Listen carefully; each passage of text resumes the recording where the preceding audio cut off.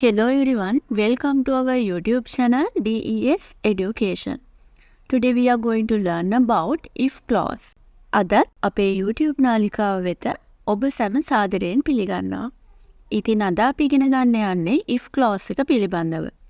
මෙහිදී types කිහිපයක් තිබුණා. අද අපි මුලින්ම ඉගෙන ගන්න යන්නේ type 1. ඉතින් එහෙනම් අපි බලමු lesson එක කොහොමද ඉගෙන ගන්න කියලා. මුලින්ම අපි දැනගන්න ඕනේ if කියන වචන තේරුම මොකක්ද කියලා.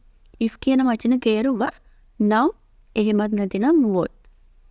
අපි කියන්නේ කෑවා නම්, නැටුවා නම්, එහෙමත් නැත්නම් කෑවොත්, බිව්වොත් කියලා කියන්නේ.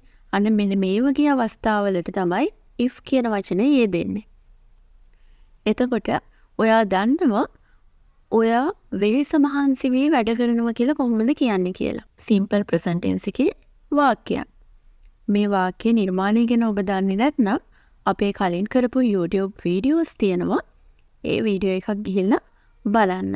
එතකොට ඔයා මහන්සි වෙලා වැඩ කරනවා කියලා කියන්නේ you work hard. You work hard. හැබැයි මට කියන්න ඕනේ ඔයා මහන්සි වී වැඩ කරනවා නම්. එතකොට අපි මේ if කියන clause එක ඉස්සරහට දානවා. If you work hard, ඔයා මහන්සි වෙලා වැඩ කරනවා නම් if you work hard, හරි. ඊළඟට ඔයා තෙමෙනවා කියලා කොහොමද කියන්නේ? You get wet. තෙමෙනවාට කියනවා get wet. You get wet. මට කියන්න ඕන ඔයා තෙමුණොත් කියලා. If you get wet, ඔයා තෙමුණොත්. ඊළඟට ඇය මට පහර දෙනවා. ඇය she පහර දෙනවා hit. මට me. ඇය කියන්නේ singular නිසා අපි hits කියලා කියනවා. She hits me. ඇය මට පහර දෙනවා. ඇය මට පහර දුන්නොත් කියලා කියන්නේ කොහොමද? If she hits me. ඇය මට පහර දුන්නොත්. ඊළඟට ගුරුවරිය කලින් පැමිණෙනවා. Teacher comes early. Teacher කලින් පැමිණෙනවා. Teacher කලින් ආවොත් if the teacher comes early. ඊළඟට අපි පන්ති කාමරයේ සෙල්ලම් කරනවා. අපි සෙල්ලම් කරනවා we play. පන්ති කාමරේ. We play in the classroom. අපි පන්ති කාමරයේ සෙල්ලම් කළොත් if we play in the classroom. අපි classroom එකේ සෙල්ලම් කළොත්. ඊළඟට අපි පොත් කියවනවා. We read books. අපි පොත් කියවනවා නම් if we read books. ඊළඟට ඔවුන් ගස් කපනවා නම් if they cut trees. හරි.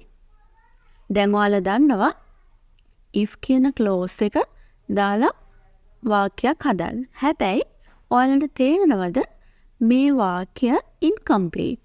ඒ කියන්නේ ඒක සම්පූර්ණ නැහැ. තව එකක් තිබ්බනම් හොඳයි වගේ දෙයක් අපිට තේරෙනවා. ඒ කියන්නේ අපි පොත් කියවනවා නම් මොකද්ද වෙන්නේ? ඔවුන් ගස් කපනවා නම් මොකද්ද වෙන්නේ? ඔවුන් ගස් කපනවා කිව්වොත් ප්‍රශ්නයක් නැහැ.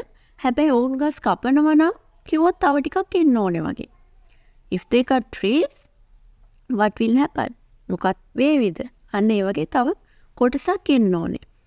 ඉතින් එහෙනම් if clause එකේදී අපි ඊළඟ sentence එකක් නිර්මාණය කළ යුතුයි. ඒක අපි හදන්නේ future tense එකකින්. ඒ කියන්නේ අනාගත කාලයේදී. එතකොට අපිට will, can, may කියන වචන යොදා ගන්න පුළුවන්. If I work hard, I will pass the exam. මම මහන්සි වෙලා වැඩ කරොත් I will pass the exam. මට exam pass වෙන්න පුළුවන් වේවි. මට විභාගේ සමත් වෙන්න පුළුවන් වේවි. එතකොට ඊළඟ sentence එක අපි හදන්නේ future tense එකේ. ඊළඟට if you play in the classroom, your teacher will hit you. ඔයා classroom එකේ ඔයා පන්තියේ සෙල්ලම් කරොත් ඔයාගේ ගුරුතුමිය ඔයාට ගහයි. Your teacher will hit you. will කියන පදය යොදනවා අපි. එතකොට ඊළඟට තුන්වෙනි එක if they run fast, they can catch the bus. මෙතනදී යොදාගෙන තියෙන can කියන පදය. ඔවුන් වේගෙන් දිව්වොත් ඔවුන්ට බස් එක අල්ල ගන්න පුළුවන් වෙයි. They can catch the bus.